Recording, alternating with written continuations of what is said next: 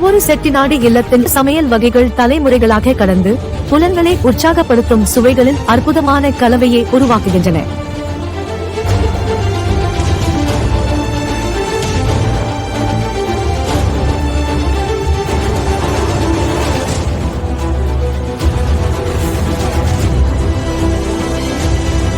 தளபாடங்கள் பெரும்பாலும் தேக்கு மரம் அல்லது ரோஸ்வுட் ஆகியவற்றிலிருந்து வடிவமைக்கப்பட்ட ஆடம்பர மற்றும் நுட்பமான அடையாளத்தை விட்டுச் செல்கிறது.